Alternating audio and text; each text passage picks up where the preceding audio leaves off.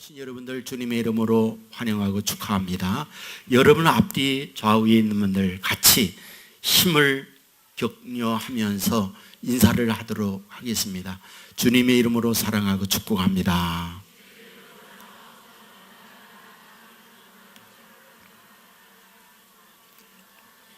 예, 감사합니다. 본래 5월은 가정의 달이잖아요. 첫째 주는 어린이 주일, 둘째 주는 어버이 주일, 셋째 주는 교사 주일, 넷째 주는 가정의 주일, 이렇게 이제 정해져 있어요. 본래 5월 둘째 주 그러면 항상 어버이 주일이기 때문에 부모 효도에 대한 말씀을 매마다 이렇게 드렸어요.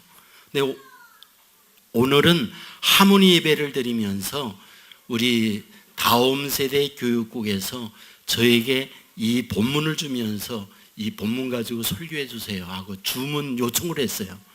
그래서 이 본문을 가지고 어버이 주일에 부모 효도에 대한 말씀을 할까 하다가 그것보다 아이들 교육에 초점을 맞추는 것이 하모니 예배에 좋겠다 이 생각을 하고 말씀을 자녀 교육에 초점을 맞춰서 말씀을 드리도록 하겠습니다. 여러분들 2년 전에 말이죠, 우리 한국 신문 일간지에 미국에 공부하고 있는 김모 양이 하버드 대학, 스탠포드 대학에 합격을 했다. 그리고 페이스북의 저커버그로부터 전화도 받았다. 그래서 합격 증서 이런 것들이 신문에 공개가 되면서 찬사를 받았던 인재가 태어났다라고 하는 광고송의 신문 보도가 됐던 거 기억하실 거예요. 이 학생의 부모님은 서울 강남에 유소한 직업을 갖고 있는 훌륭한 부모의 딸이었어요. 그 혼자 미국 워싱턴 토마스 제이프슨 고등학교에 다니면서 공개된 바에 의하면 SAT라는 것은 미국의 수학 능력 고사예요. 만점을 받았어요. 그리고 GPA 그러면 우리식으로 말할 때 내신 성적이에요. 그게 4.6을 받았어요. 그리고 과외 활동에 우수한 이력들을 갖고 있기 때문에 바로 하버드에서 스탠포드에서 합격 통지를 보낸 거죠. 모두가 다 박수했어요. 그런데 교민사회에서는 이상하다. 사람들이 궁금증을 갖게 됐어요. 그리고 나중에 확인해 본 결과 거짓말이었어요. 한국에 있는 아버지가 급히 미국으로 갔죠. 그리고 신문 기자들을 모아서 이렇게 얘기했어요. 내 딸이 심한 병에 걸렸습니다. 그리고 치료가 필요로 합니다. 그 얘기를 한 거예요. 자, 그렇다면 그 딸이 걸린 병, 무슨 병일까? 암이나 어떤 난치병에 걸린 건 아니에요. 적어도 그 아이의 병이라는 것은 어떤 거짓, 위장, 자기를 포장하는 과대망상의 병에 걸린 거죠. 자, 그렇다면 이 병의 원인이 어디에 있을까? 사람들은 말했어요. 본인 자체보다 어른들 중에서도 부모 때문에 이 아이가 거짓 위장을 했다. 이렇게 얘기했어요. 그러면 왜 그 부모로 하여금 이 아이가 이런 병이 걸리도록 만들었을까? 여러분 모두의 부모의 꿈이 있죠. 아들, 딸 훌륭하게 커서 인류대학 나오고 좋은 직업을 가지고 돈 많이 버는 우리의 아들, 딸 되기를 바라는 것. 이게 모든 부모가 갖고 있는 생각이잖아요. 여러분 우리 아들, 딸들도 다 그런 소망이 있는 거예요. 여러분들도 다 그런 마음이 있잖아요. 자, 오늘 이런 마음을 갖고 있는 우리들을 향하여 성경은 어떻게 말하는 걸까? 오늘 특별히 본문을 통해서 우리에게 뭘 말해주려는 걸까? 오늘 우리는 설교 전에 멋진 드라마를 보았어요. 참 우리에게 재미도 있고 마지막에 그 소녀가 커서 온 땡땡교회 담임 목사가 되거라. 그렇게 이야기도 했잖아요. 여러분, 우리의 갖고 있는 모든 소망이 그런 거예요. 자, 그런데 이 본문을 가만히 보세요. 오병이어의 기적을 행하고 나서 남은 조각 없이 다 모으라. 12바구니 모았어요. 왜 12바구니입니까? 12명의 제자들이 각 한 바구니씩 다 모았다, 이 말이잖아요. 그런데 중요한 것은 그 이유예요. 여러분, 12바구니를 들고 있는 제자들 뭐합니까? 배 타고 건너 마을로 가게 해요. 예수님은 산에 올라가서 기도합니다. 그런데 산에 올라가서서 기도하는 예수님 그 때에 제자들은 배를 타고 갈 때 어떤 일? 거대한 광풍이 불어요. 그 광풍이라는 것은 파도를 높이잖아요. 그 파도라고 하는 것은 타고 있는 배로 하여금 침몰 위기를 맞게 만드는 거예요. 여러분, 항공모함이 아니에요. 거대한 호화로운 여객선이 아니에요. 시골 촌락의 어촌에 있는 조그마한 인력 편조와 같은 배예요. 12명이 탔다는 것 자체가 정원 초과예요. 거기에다가 12바구니에 남은 조각을 갖고 화물까지 타고 있다는 것은 가까스로 잔잔한 바다일 때 항해할 수 있는 그런 배예요. 그런데 거대한 파도와 그리고 바람이 불 때 이 배는 침몰 위기에 만나잖아요. 결국 어떻습니까? 물이 덮이고 남은 12바구니에 그 떡, 이 모든 걸 다 바다로 던지고 물고기 밥이 되잖아요. 물론 예수님께 오셔서 바다를 잔잔케 해요. 그리고 건너편으로 건너가게 해요. 그리고 그 다음 날이에요. 오병이어의 기적을 경험했던 사람들이 예수님을 찾아와요. 그리고 예수님이 계시지 않자 물음으로써 건너 마을로 오게 됩니다. 예수님을 만났을 때 그들이 뭐라고 물었죠? 선생님, 언제 여기 오셨습니까? 그때에 예수님께서 하신 말씀이 있어요. 너희가 나를 찾는 것은 떡을 먹고 배부른 까닭이다. 이어서 하는 말, 썩을 양식을 위하여 일하지 마라. 이 말씀을 하세요. 자, 그렇다고 한다면 우리는 여기서 매우 중요한 사실을 발견하게 돼요. 뭡니까? 오병이어의 기적으로 말미암아 12바구니 남겼어요. 그것을 제자들이 배를 타고 건너가면서 풍랑을 만나서 다 쏟아 물고기 밥으로 던져지게 만들어요. 그 다음날 예수님께 오병이어의 기적을 보고 놀라운 음식을 먹었던 그들이 또다시 그 음식을 먹기 위하여 찾아와요. 그랬더니 그들을 향하여 하는 말, 너희가 나를 찾는 것은 떡을 먹고 배부른 까닭이라고 말씀해요. 그러면서 하는 말, 썩을 양식을 위하여 일하지 마라. 이 말씀을 해요. 자, 그렇다고 한다면 이 말씀을 통하여 무엇을 우리에게 가르쳐 주려는 걸까요? 여러분, 잘 이건 들으셔야 돼요. 이건 매우 중요한 메시지가 이 안에 담겨 있기 때문에 그런 거죠. 사람에게 있어서 생존을 위해서 먹는 것 중요합니다. 그리고 높은 자리에 올라가야 해요.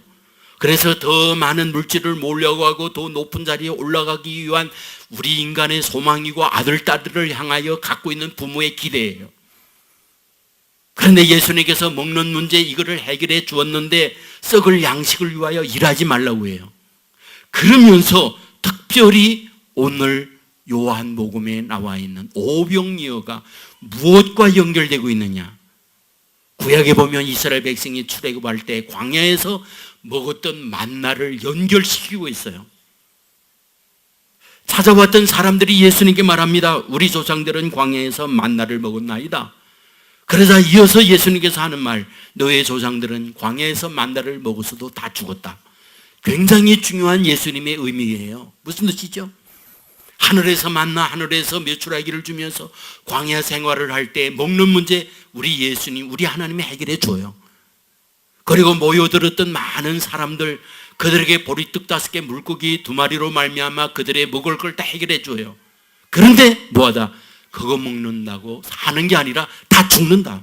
광야에서 만나 먹은 사람 다 죽었다. 오늘 내가 오병이어의 기적을 통해서 너희들에게 먹는 것을 죽는다. 이것은 썩을 양식이다. 그러므로 썩을 양식을 위하여 일하지 마라. 그러면 어쩌란 말입니까? 여러분, 요한복음 6장 35절에 보면 이렇게 말해요. 예수께서 이르시되 나는 생명의 떡이니 내게 오는 자는 결코 줄이지 아니할 터이요 나를 믿는 자는 영원히 목마르지 아니하리라. 나에게 와서 얻어야 할 것 생명의 떡이야. 오병이의 기적을 통하여 너의 먹는 떡, 고기, 이것이 너의 인생의 목적이어서는 안 돼. 너희가 진정으로 얻어야 할 것은 생명의 떡이야. 이걸 말씀해 주는 거예요. 그렇다면 여기서 말씀하는 생명의 떡 뭡니까? 생명의 떡이 뭡니까? 여러분, 성경은 생명의 떡을 말씀이라고 얘기해요. 예수님 자신이 생명의 떡인데 예수님이 이 땅에 오실 때 말씀으로 오세요. 말씀은 양식이어서 우리의 정신, 우리의 영혼을 살리는 거라고 말해줘요. 여러분, 예수님께서 공생이 시작하면서 첫 번째 사탄의 시험 받는 게 뭡니까? 내가 만일 하나님의 아들이거든 이 돌들을 명하여 떡덩이 가득히 하라 그러잖아요. 그때 예수님께서 하시는 말씀, 사람이 떡으로만 사는 게 아니야. 하나님의 입으로 나오는 모든 말씀으로 사는 거야. 말씀의 중요성을 얘기해요. 아모스 8장 11절 말씀에 보면 양식이 없어 주림이 아니며 물이 없어 가람이 아니요 여호와의 말씀을 듣지 못함이 가람이라. 먹을 양식 마실 물이 없어서 목마르고 배고픈 게 아니다. 말씀을 먹지 못하니까 그것이 배고픈 것이고 그것이 목마릅니다. 이것을 말씀해 줘요.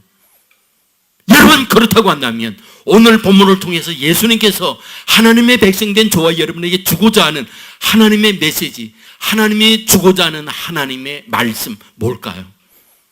사람들은 살아가면서 어떻게 하면 더 많은 걸 모을까? 어떻게 하면 더 높은 자리에 올라갈까 하는 게 우리의 꿈이에요. 그런데 예수님께서 갖고 있는 마음은 그것은 죽이는 거다. 그것만 가면 사는 게 아니다. 생명의 떡이 있어야 살지 생명의 떡이 없으면 죽는다. 생명의 떡은 말씀이라는 걸 우리에게 가르쳐줘요. 그러므로 하나님의 백성된 저와 여러분이 정말 영혼이 잘 되어야, 우리의 건강한 정신이 되어야 세상을 살아갈 때 세상을 지배하고 세상을 이끄는 하나님의 백성이 된다는 거 믿으시기를 주의 이름으로 축원합니다. 여러분, 월남전에 미국이 지잖아요. 왜 패전했을까요? 패전의 이유들을 여러 가지로 말하거든요. 그런데 엄격하게 패전의 이유를 살펴보면 마약 때문에 그래요. 아편 때문에. 미국은 월남을 지원해요. 월맹, 북월맹은 중국이 지원해요. 당시 중국의 지도자가 모태똥이에요. 모태똥의 이자가 주울레예요. 이 주울레가 월맹에 지원을 할 때 군사무기만 지원한 게 아니에요. 아편, 트라이앵글에서 생산되어지는 수많은 아편을 공급해 줍니다. 그리고 이 아편을 가지고 뭐 했느냐? 미군들에게 공짜로 나눠줬어요. 미군들은 최신의 무기로 무장하고 있다 할지라도 전쟁터에 싸우는 것은 젊은이들에게 외롭고 두려움이 따라오게 마련이에요. 두렵고 외로운 가운데 해결하는 방법 중에 하나가 뭐냐? 마약이죠. 아편이죠.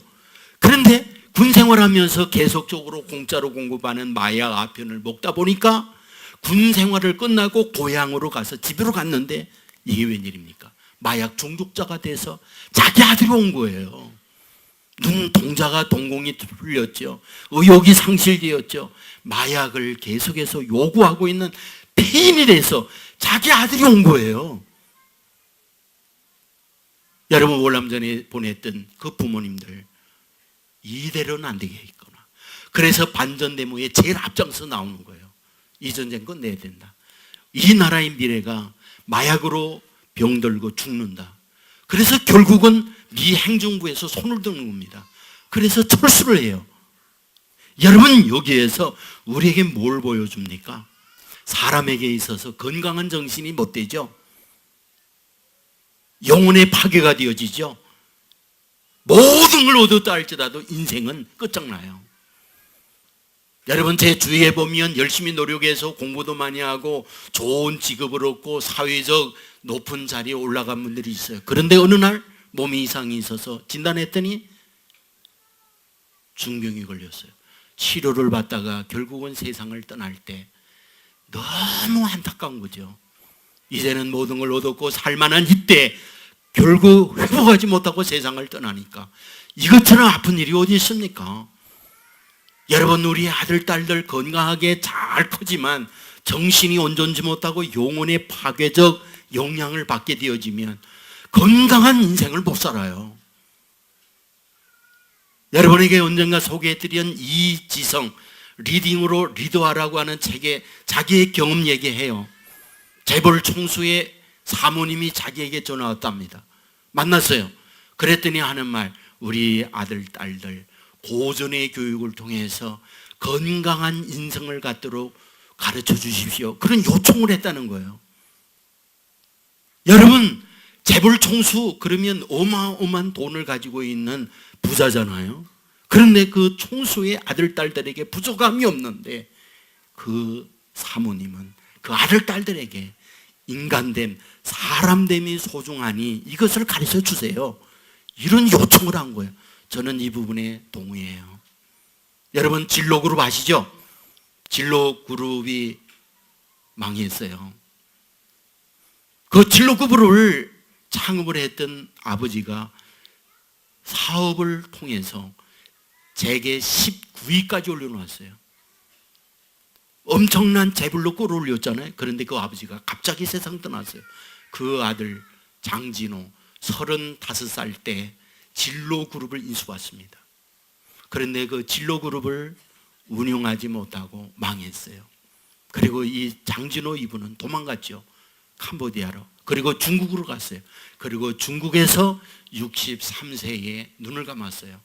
거기에 대한 기사를 제가 읽으면서 깨달은 건 뭐냐, 아버지가 엄청난 재산을 아들에게 물려주었지만은 아들이 그 기업을 운영할 수 있는 그릇, 이거는 되지 못했구나. 이것이 결국 진로를 망하게 하고 본인도 불행한 최후를 맞고 있구나. 제가 그걸 느낀 거예요. 여러분, 우리 아들, 딸 영어 수학 잘하고 좋은 대학 가야 해요. 그리고 사회적 돈도 많이 벌고 사회의 높은 자리에 올라가야 해요. 그러나 잊지 마세요.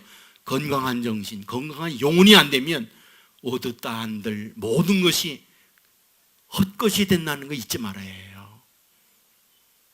제가 언젠가 말씀했죠. 독일 함부르크에 집회를 갔는데 점심 대접하는 분이 있었어요. 코토라 유럽 대표였어요. 이번은 남미 대표도 있었고 북미 대표도 있었고 아시아 대표도 있었고 이번에는 유럽 대표로 함부르크에 근무하고 있었어요. 그분하고 식사하면서 물었습니다. 세계 곳곳에 많은 곳을 다니는데 이제 한국인으로서 세계인들과 비교할 때 한국인의 위상이 어떤가요? 이분이 얘기해요. 최고입니다. 지체하지 않고 한국인은 최고입니다. 이렇게 얘기해요. 여러분이 모르지만은 세계 곳곳에 가서 그들과 지내보면 한국인들만큼 머리 잘 돌아가는 사람 없어요. 어마어마하게 컴퓨터같이 잘 돌아갑니다. 그런데 문제는 뭘까요? 이와 같이 탁월한 머리를 가지고 있으면서도 세계를 끌어가는 지도자는 많지 못해요. 이유가 뭘까요? 여기에 문제가 있는 거예요. 바로 지혜에 관하여 문제가 되는 거예요. 지혜. 여러분에게 말했죠. 저는 유태인 교육하는 유치원, 그리고 초등학교, 중고등학교, 대학교, 그리고 유태인 가정을 다 방문해 보았어요. 그러면서 깨달아진 게 뭔지 아십니까? 여러분, 한국인이 유태인보다 머리에 관한 훨씬 더 좋습니다. IQ 테스트 할 때 한국인이 거의 탑이에요. 그런데 유태인만큼 세계를 끌어가지 못하는 이유 중에 하나가 뭘까? 그게 바로 교육의 문제라고 생각해요.